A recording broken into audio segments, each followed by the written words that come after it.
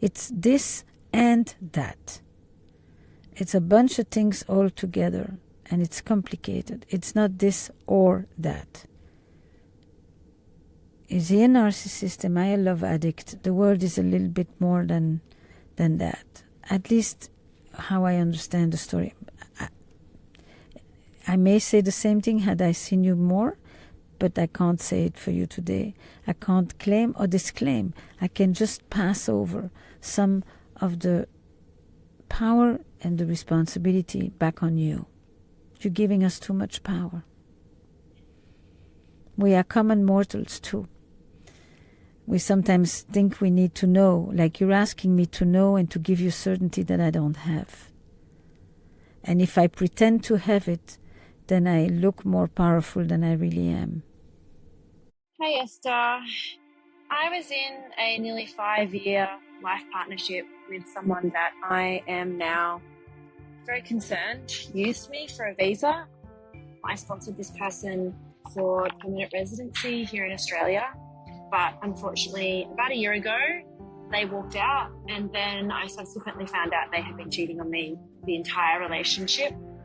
This was really deeply distressing to me because at the time this was my deepest experience of love that I'd ever had. Deep care, love and kindness.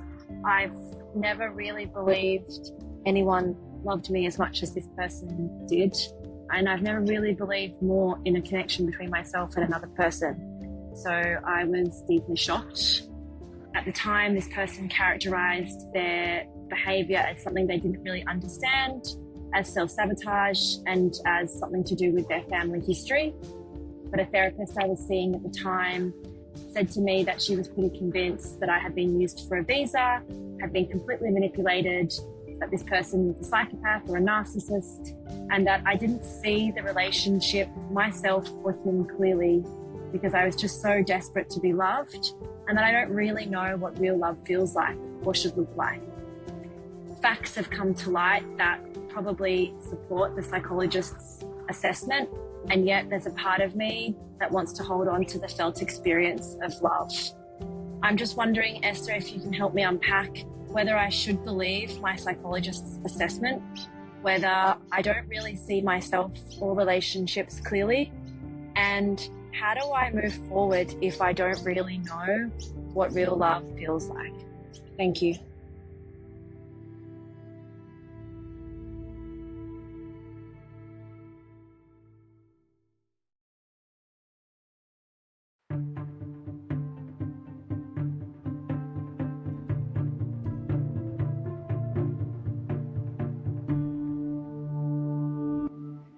You're listening.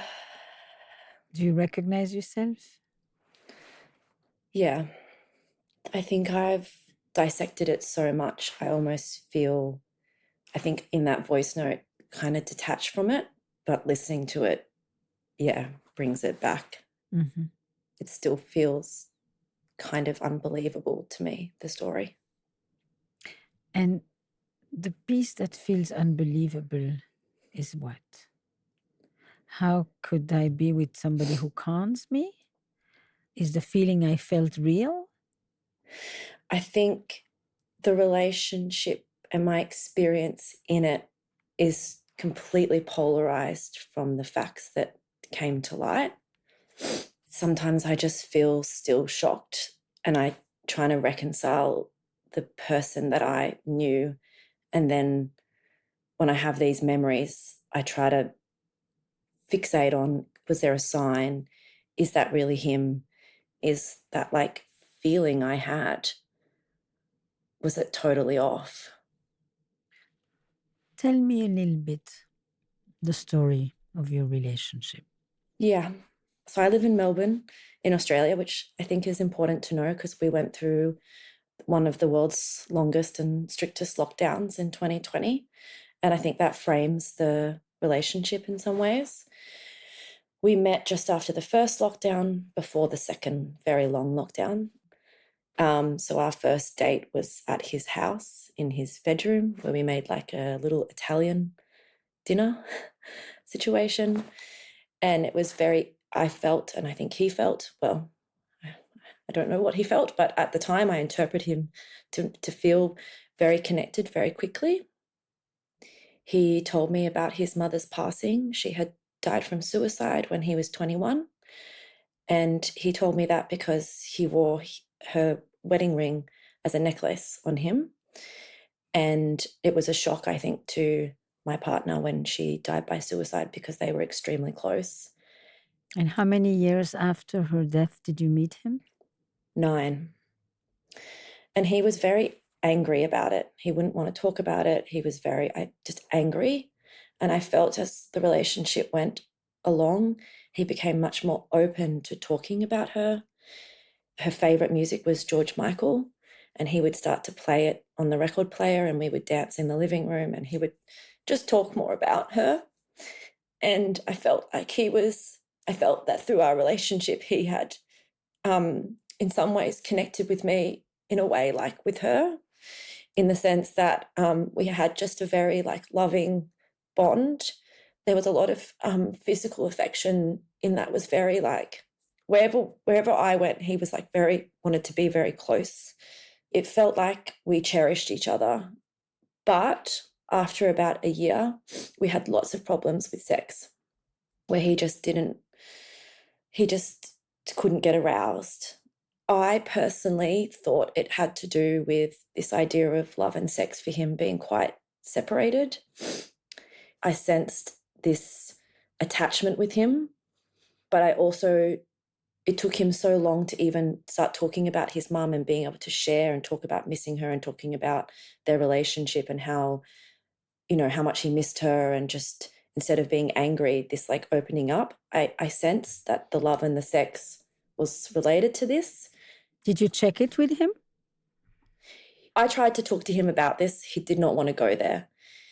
He kept saying to me, because the reason I bring up the COVID thing is because it's also happened as we moved in together in another lockdown. And his description or explanation was that he'd lost his libido, that he just felt like the walls were caving in.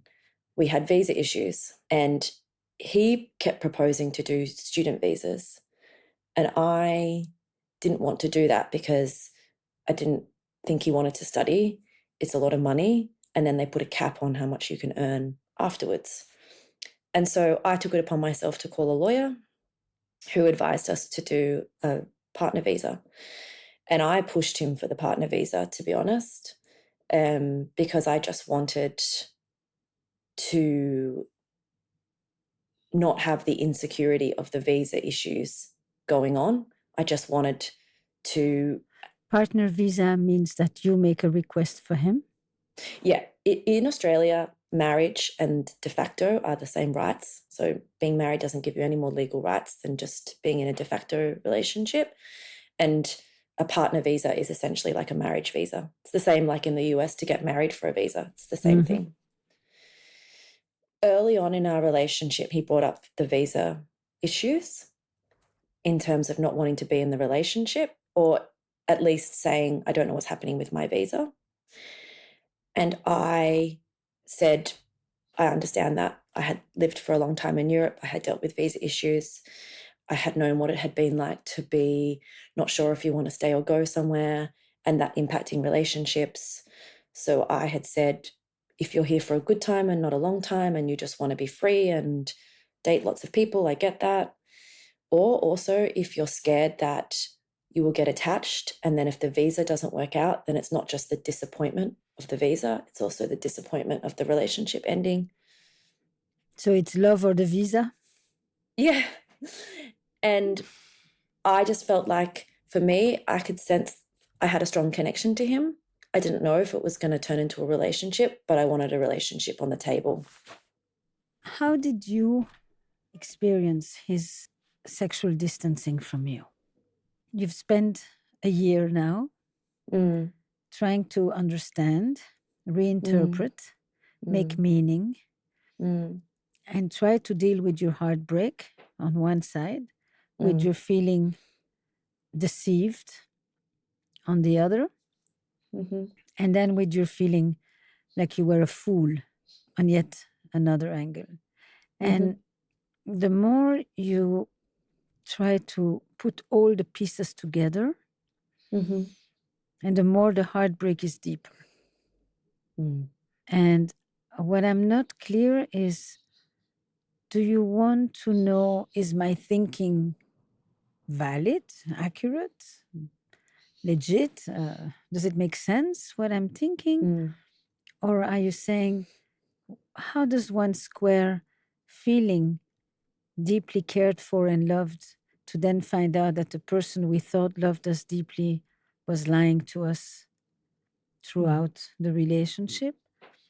I think I would know to listen to you differently or better if I have a better sense as to what it is that you hope for in our conversation and where you are at this point in your life.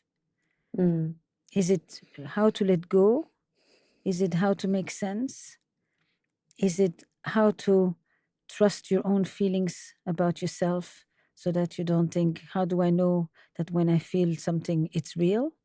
Mm. They're not all the same. They're all inside of you. I totally Mm. understand that. But we have one conversation, and I think we may be able to hone in on one of these aspects. I think it's, for me, this idea of what I felt to be so real.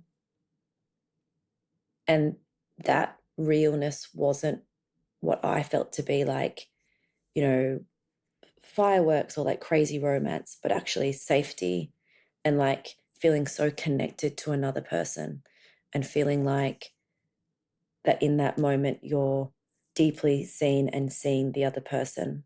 Mm-hmm. And you think on his side it was a performance? What leads you to question, was any of this true or real? Well, my thinking was more along these lines of, I guess what I said earlier, love and sex not being able to be, for him, something he could do together. And the more that he fell in love and felt safe, the less he wanted to have sex. Mm-hmm. Also, in the beginning, how to make love with the woman you love. Yes, I don't think he knew that. And I also feel, this is my felt sense, that when we did have sex in the beginning, it was not loving. It was, for him, quite aggressive almost, always from behind, pulling hair, like very, it wasn't like facing each other, never eye contact. When we weren't having sex, that's all he wanted. Lots of spooning, looking in each other's eyes, heaps and heaps of closeness. It was like in sex, he wanted no closeness, no intimacy. Mm-hmm. That was my sense of it. And that was throughout? Yes, that was throughout. So that tells you one thing, is that this did not intensify because he felt closer to you. Mm. This was there from day one. Mm.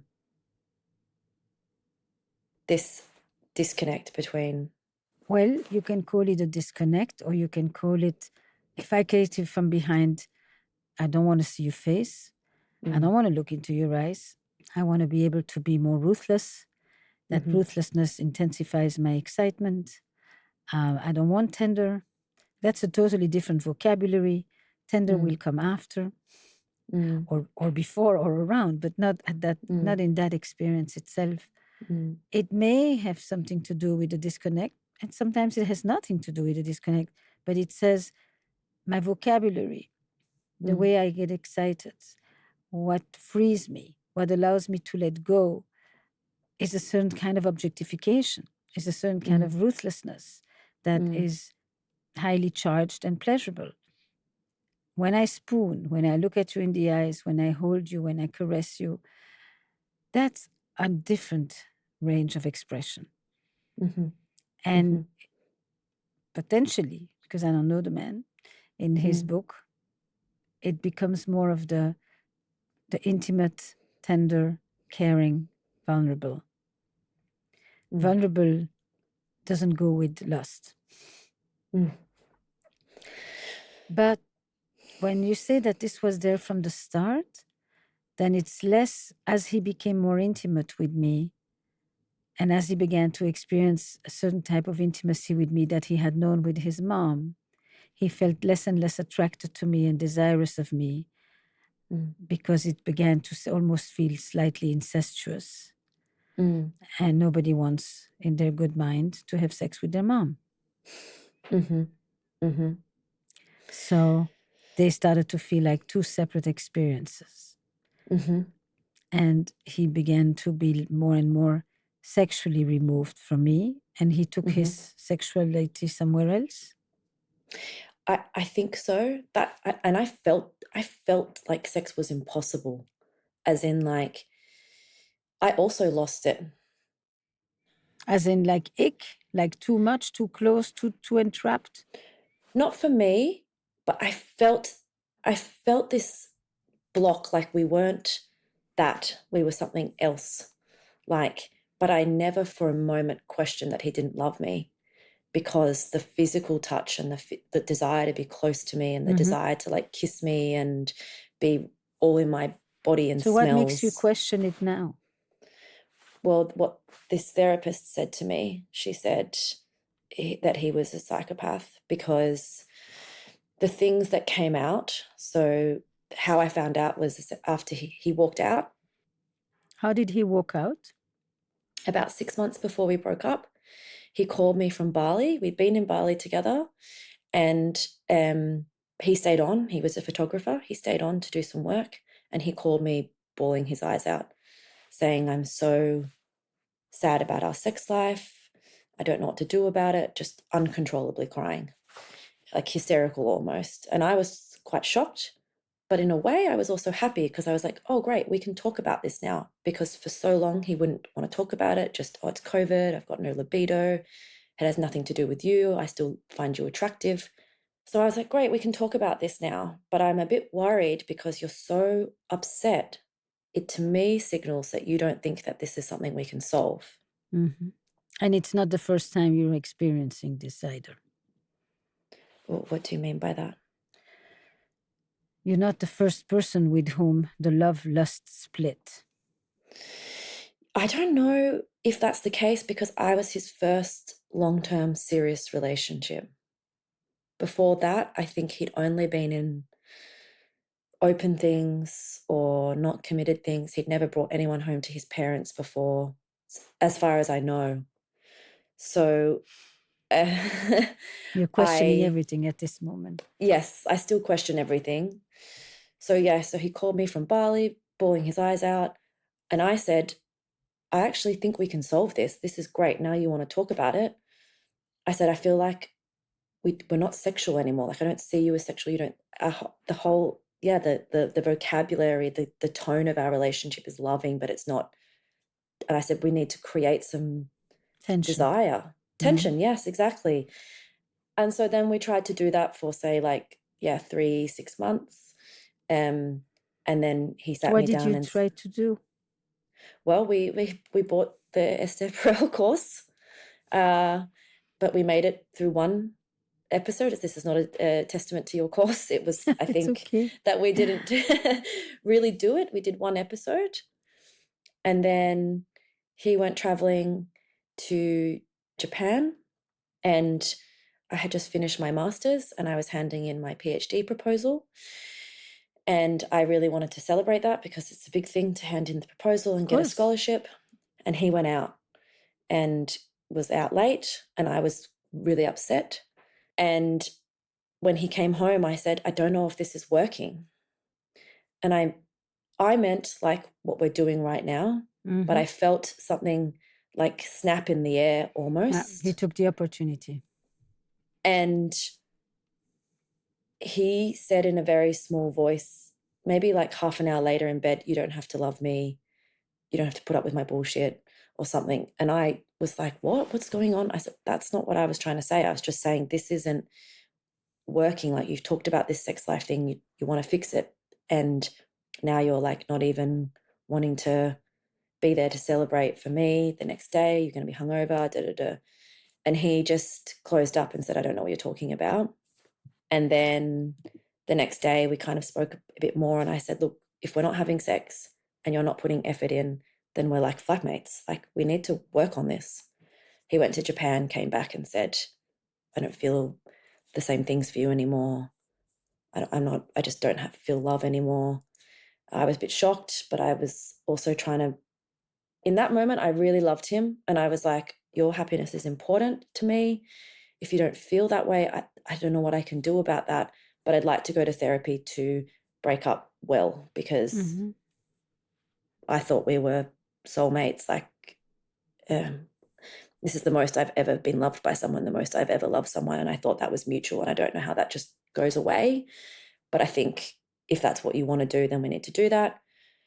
Then the next day he came back and was like, oh no, like it's all coming back to me. Can I touch you? He wanted the touch. He couldn't like deal with then we were broken up, or that we were breaking up. And he was like, can I touch you? Actually, I don't want to leave. I don't want to leave. I'm not broken. You're not broken. We can fix this. And to which I said, there seems to be a lot going on. I think maybe it would be a good idea for you to move out for a little bit and us to go to therapy. I want to fix this. I'll do everything in my power to fix this, but it seems like something's going on, and I think we need like just a little bit of space to work through that. Then the next day he came back and said, no, I think I need to do this on my own. I need to break up. And then it was basically like that for a week till I like said, I can't do this anymore. Like this is like whiplash. You have to get out. You have to move out. And then as soon as he moved out, it was like the house started to fall down. I heard from someone that he'd been texting girls. He then said to me, yes, but it was just in a friendly way. And for me, it signals how unhappy I was. And I think this is related to sex. And I think I haven't been in love, or there's been something going on with the sex thing, to which I was like, well, that takes us all the way back to like the first year of our relationship. Like, what are you saying? And then he just went back and forth. And then eventually I rang a friend of his from work who he'd stopped speaking to 6 months earlier. And she said, are you sitting down? Oh, no.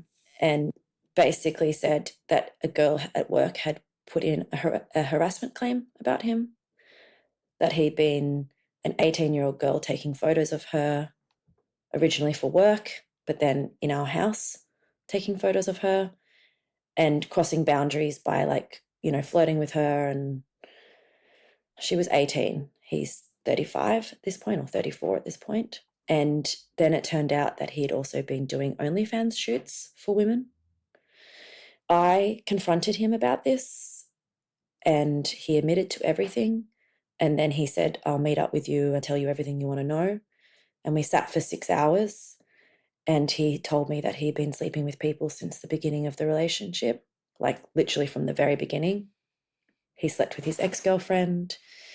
And we'd had a therapist appointment booked because before I found out all this stuff, again, I wanted to break up well. I didn't think he would come. He came.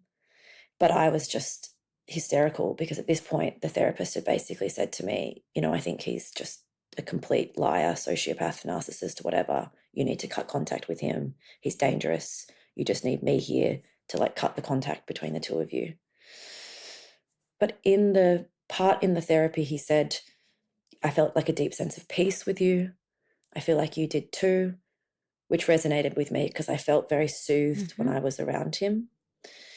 But then I just used the therapy session to like cut contact with him. I said, I don't want to be in contact with you anymore, because this therapist was basically saying to me, yeah, he's just completely manipulating. He's just completely pulling the wool over your eyes. Nothing he's saying is real.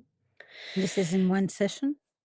Yeah. But weirdly in the session, because of the way we were communicating, she suddenly was like, okay, actually maybe there's a real connection here, is what she said in this session. Because I was incredibly distressed. And when he told me about all this cheating, I was saying to him, like, I feel really like incredibly distressed. I'm having some like pretty dark thoughts. And of course, in the 6-hour conversation, he was like, I'm really concerned. I want to like tell your dad that you're this distressed, because I can't, if someone dies again, if someone is even remotely suicidal, like he was getting really anxious about it. And I was just saying, I would never do that to my family, but I am really distressed. Like, this is awful. These things I'm hearing about you, like to hear that your partner has harassed young girls. Like I'm like completely overwhelmed.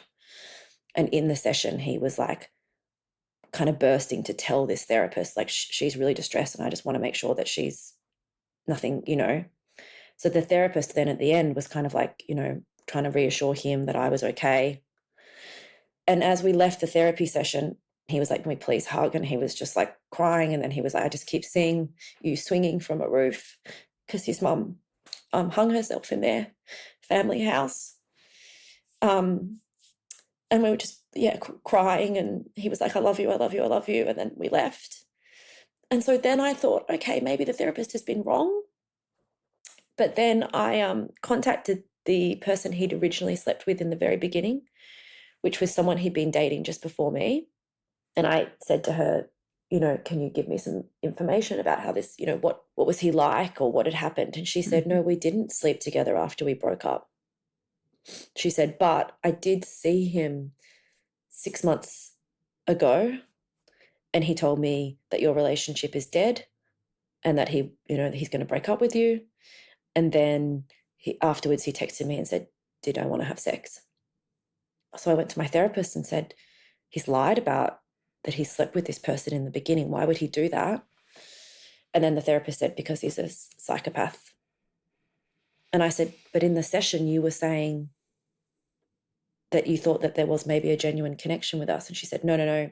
I sensed that he was not being authentic. He's not an authentic person. You just want to be loved so much. You just want to believe it so much that you're not seeing things clearly.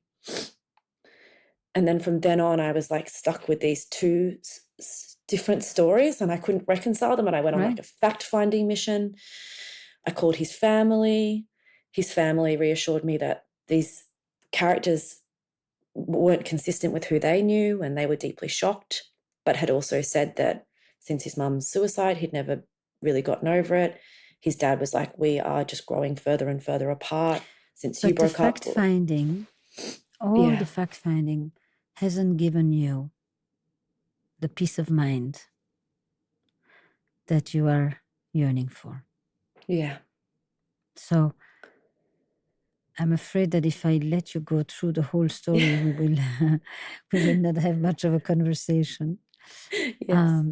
And part of it is because if he lied, then everything was a lie. Then everything I felt was a lure. Then I am a fool. If he didn't lie, then what I did feel was real. Then my experience is valid. You see, it's like very much an either or. There are people who are at the same time loving and lying. There are people who care and at the same time can't tolerate the closeness that comes from the caring. There is people like you who most of the time, everything you described, you had your head on your shoulders quite well. It's not like you were transported in something that made no sense. At some point, his behavior became erratic enough or consistently avoiding enough that you went to ask people and you got a good sense.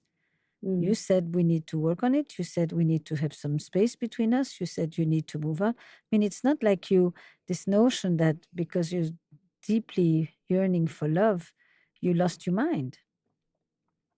I don't see that. Okay? No.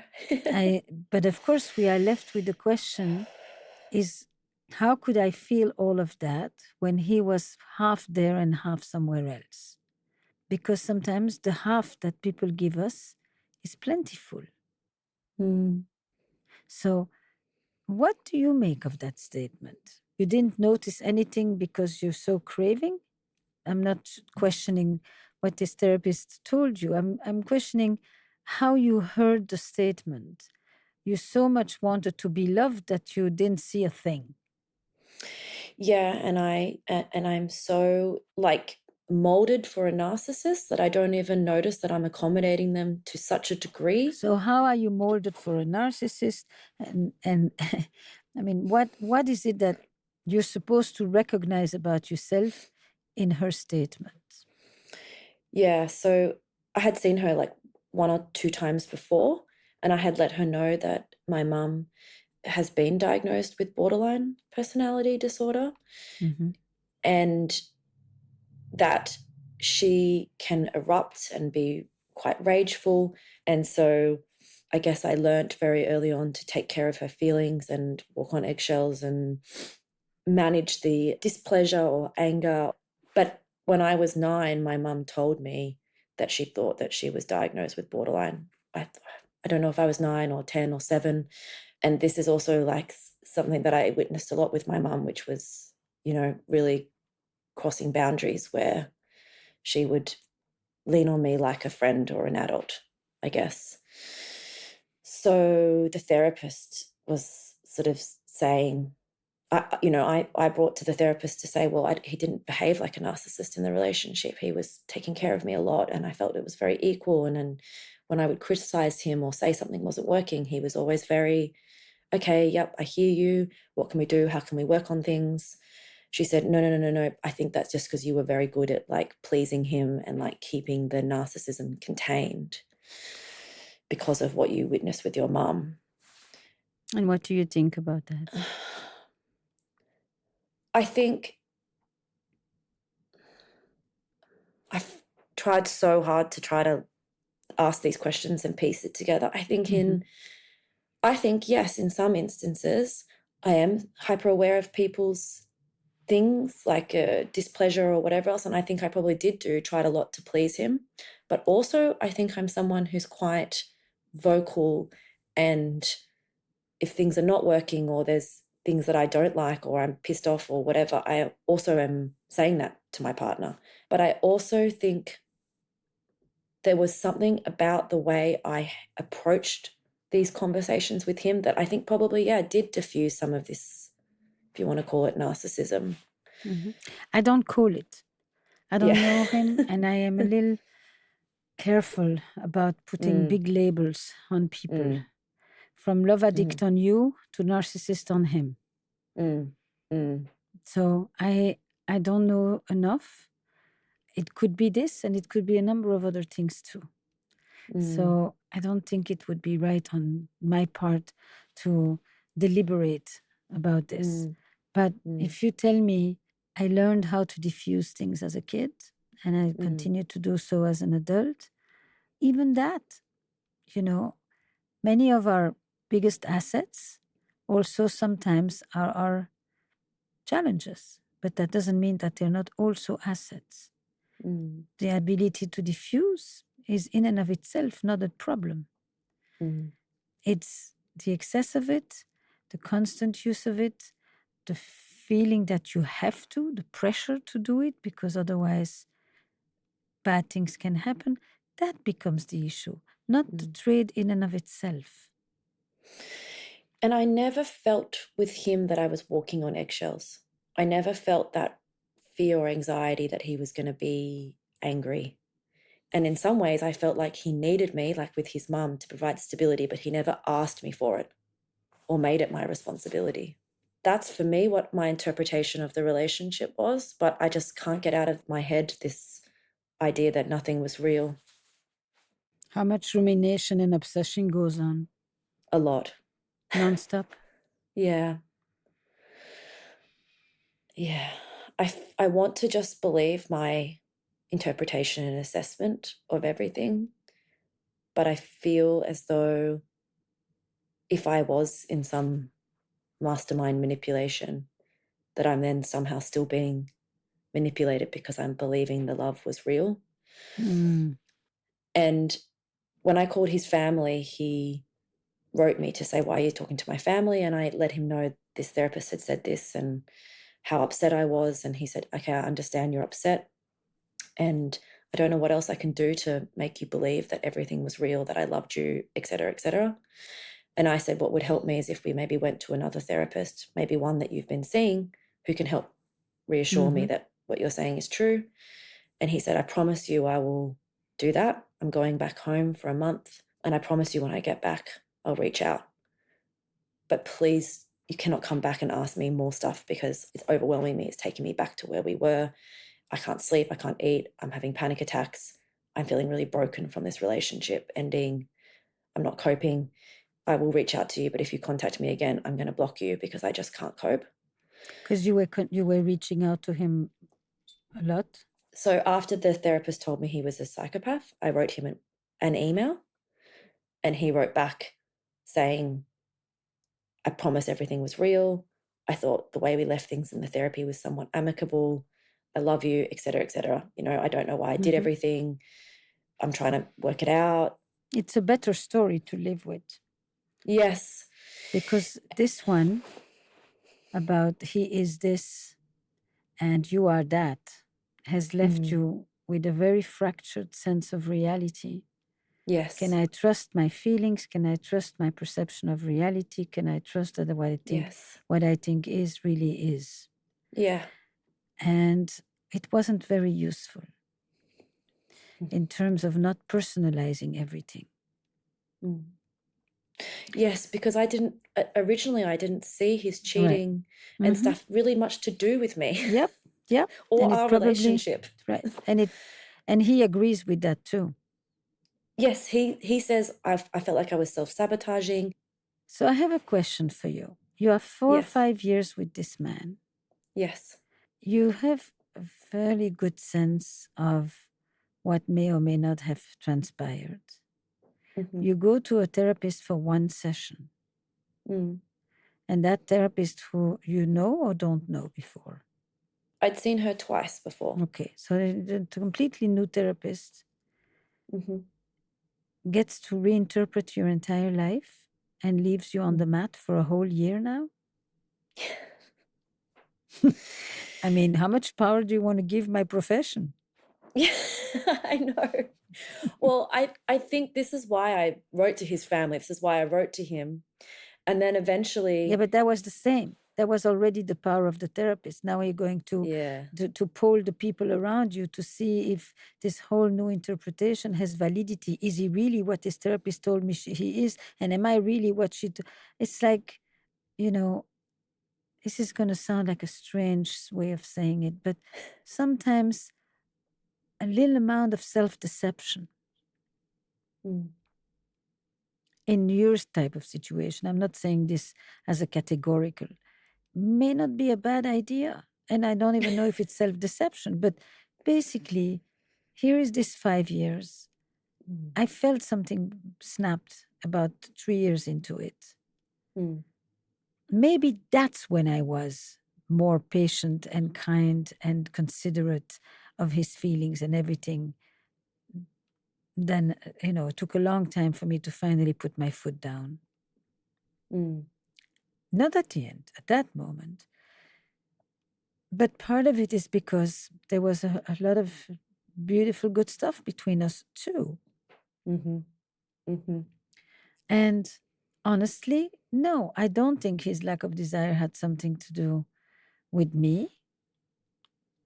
And I don't mean to say that there were not things that I can take responsibility for, but fundamentally, there's someone who is challenged. There's a lot of turmoil inside of him. Somehow I see a kind of a similarity between your mom coming to tell you I was diagnosed with borderline personality disorder and him talking to you about his mother's suicide. And yes, there is something about that is very alluring to you. Yes. You don't like the burden of being the confidant and the one who one tells the ultimate truth to, but on the other hand, it makes you feel like there is an absolute intimacy that instantly gets established between you and the raconteur. Yeah, there was something about the way that he told me, or the way that that whole thing that I didn't feel a sense of responsibility for him, but I wanted to. But I felt special. Yeah, I felt special, and it's like I felt like I could do this. Do I've what done he this. needed. Yes, yeah. I've done this.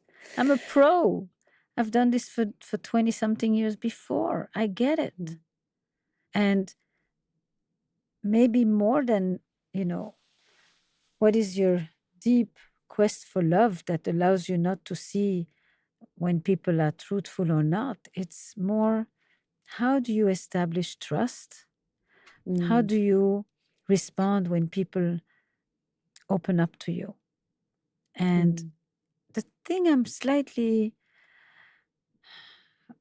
apprehensive about is that it becomes a story of you did nothing wrong, or what's wrong with you, or he did nothing wrong, or what's wrong with him. It's all or nothing. And people are sometimes more complex than that. They're not just good or bad. I mean, sometimes yes, but many times they are doing bad things to themselves, hurtful things to themselves, hurtful things to the people they love the most, and they have no idea why. But at this very moment, it is essential for you to get out of the clutches. How do I do that? You pick a story that for the moment is good enough,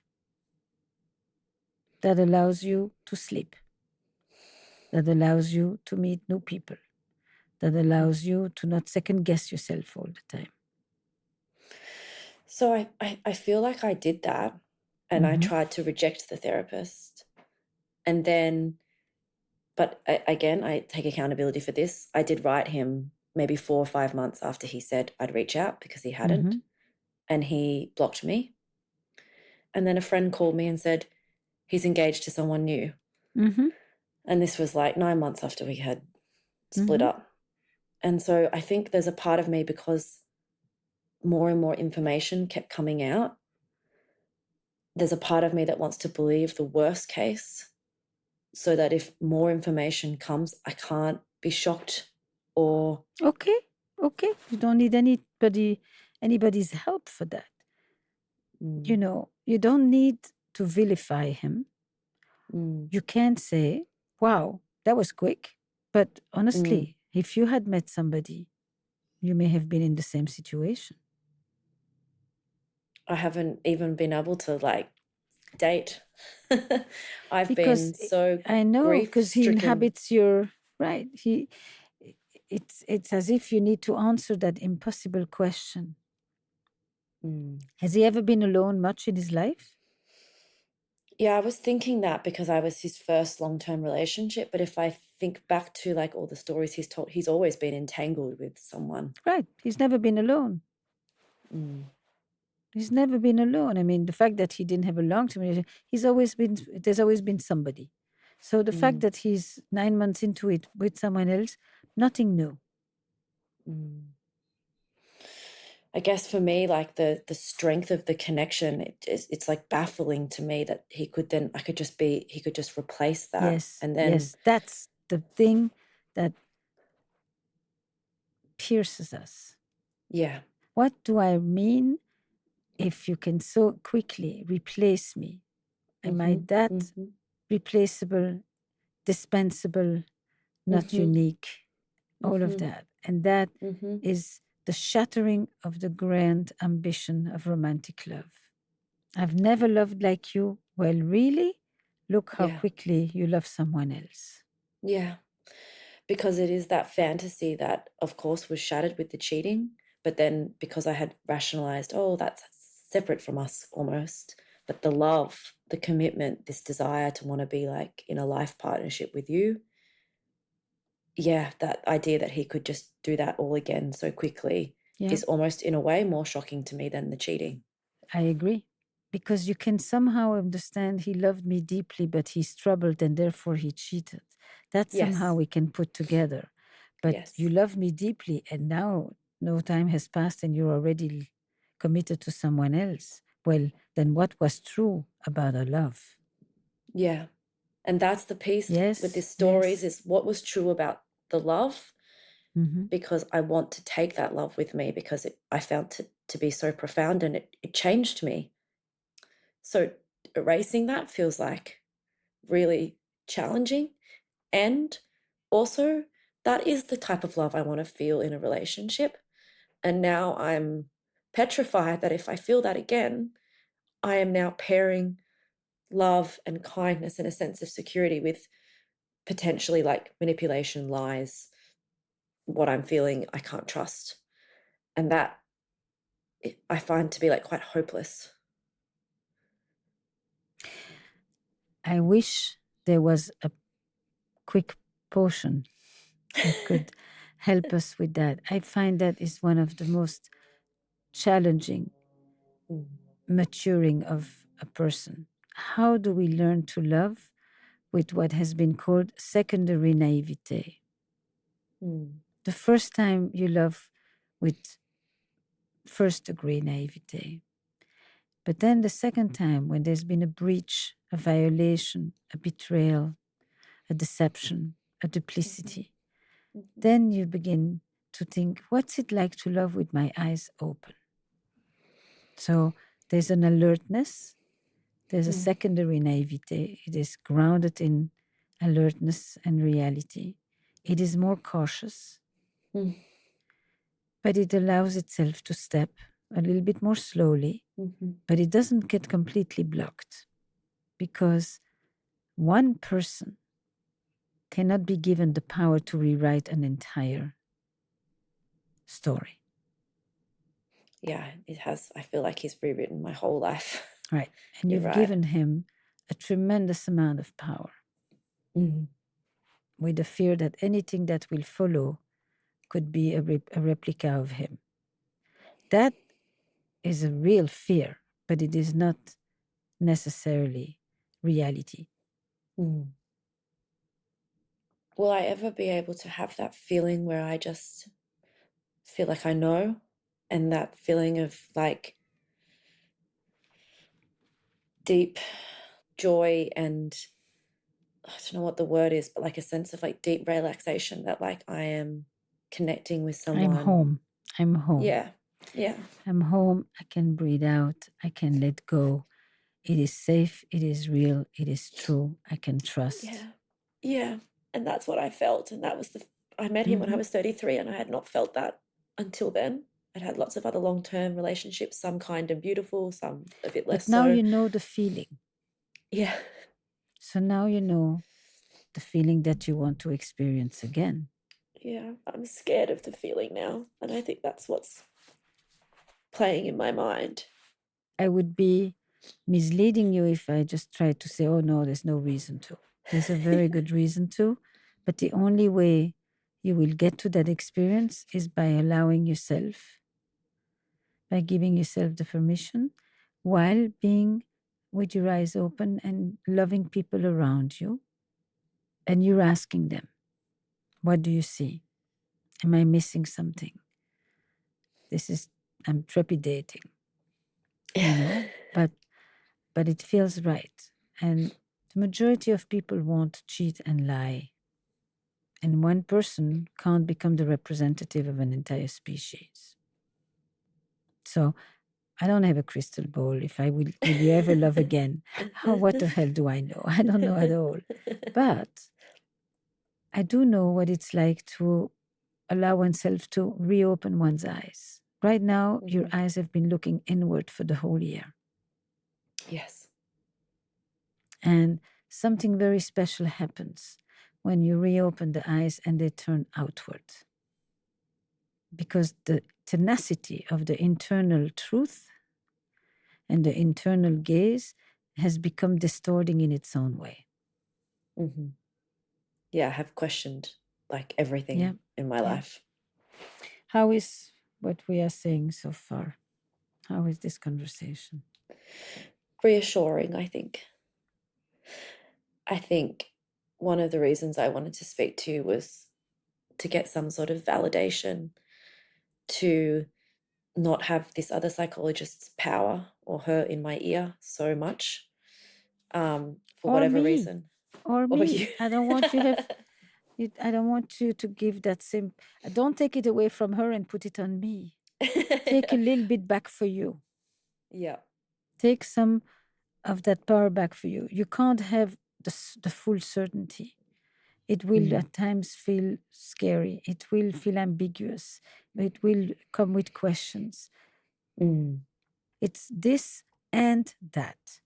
Yes. It's a bunch of things all together, and it's complicated. It's not this or that.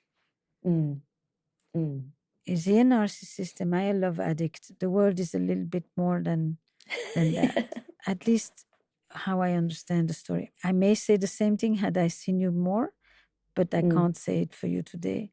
I can't claim or disclaim. I can just pass over some of the power and the responsibility back on you. You're giving us too much power. We are common mortals too.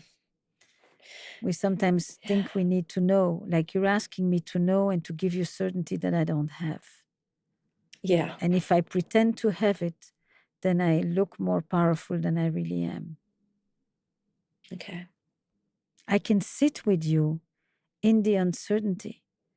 And if you find a therapist, you want someone who sits with you in the complexity, in the uncertainty, in the doubt, while at the same time helping you to put one foot in front of the other. Thank you, Esther. You're welcome.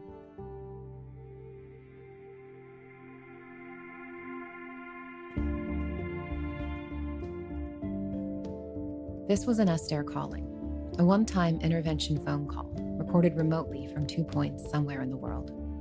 If you have a question you'd like to explore with Esther that could be answered in a 40 or 50-minute phone call, send her a voice message and Esther might just call you.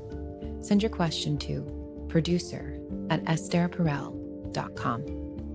Where Should We Begin with Esther Perel is produced by Magnificent Noise. We're part of the Vox Media Podcast Network, in partnership with New York Magazine and The Cut. Our production staff includes Eric Newsom, Destry Sibley, Sabrina Farhi, Kristen Muller, and Julian Happ. Original music and additional production by Paul Schneider. And the executive producers of Where Should We Begin are Esther Perel and Jesse Baker. We'd also like to thank Courtney Hamilton, Mary Alice Miller, and Jack Saul.